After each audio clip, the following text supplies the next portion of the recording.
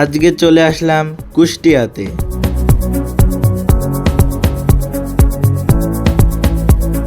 আমরা দুইজন চলে আসলাম বামুনদিতে।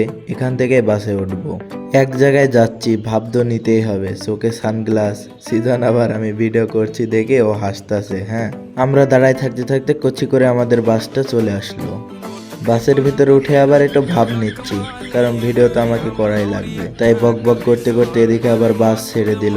আমাদের এই মেহেরপুরের ভিতরে যে বাসগুলা চলে, এত পরিমাণ সিট ছোট, বসে কোনো আরাম নাই। সিজন কি ঘুমাচ্ছে? এদিকে আবার দেখি না আরবি বই পড়ছে। আমি তো জানি আপনারা কখনো ট্রেন লাইন দেখেননি, তাই দেখে নেন। আপনারা কি করে দেখবেন, সব গরিব। যাই হোক, বক বক করতে করতে কুষ্টিয়াতে পৌঁছে গেলাম। কুষ্টিয়াতে নেবেই আমাদের সে জাতির মামাদের পেয়ে গেলাম। আমরা মামাকে বললাম যে মামা আমাদের সরকারি কলেজের মাঠে নিয়ে যান। আপনারা তো ভাবতেই পারেন যে ওই মাঠে গিয়ে আমাদের কাজ কি। আসলে যারা কুষ্টিয়াতে থাকেন তারা তো জানেন সেখানে কি। যাই হোক, আপনারা তো বুঝতেই পারছেন।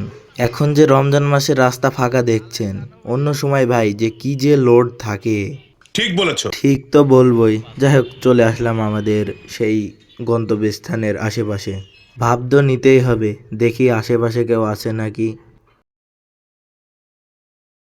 না, আসলে যেটা খুঁজছিলাম সেটা নাই।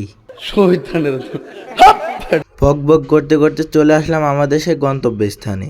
এটাই সরকারি কলেজ, এখানে কারা যেন নাই। সঠিক বলেছেন। তাই হ্যাঁ তাই। আসলে যারা কুষ্টিয়াতে থাকে তারা জানে, কুষ্টিয়ার ভিতরে এটাই বিখ্যাত নামকরা টাওয়ার, কুষ্টিয়া সরকারি কলেজ ব্র্যান্ড।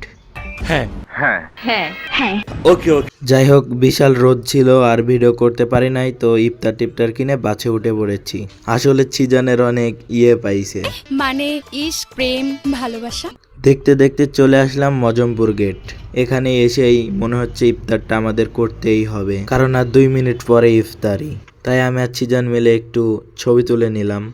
দুঃখিত বাসের ভিতরের ভিডিও দিতে পারলাম না, তো চলে আসলাম আমাদের বামুনদিতে। এটাই হলো আমাদের সেই চাইনা সিটি, যেটা দেখতে আসছে হাজারো, মানে ওই আমি অলরেডি খবর পেয়েছি। কেন?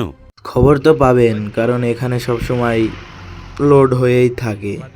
ভিডিওটি কেমন লাগলো অবশ্যই কমেন্টে বলবেন। উড়াধুরা লাইক, কমেন্ট, সাবস্ক্রাইব করে দেন। ধন্যবাদ।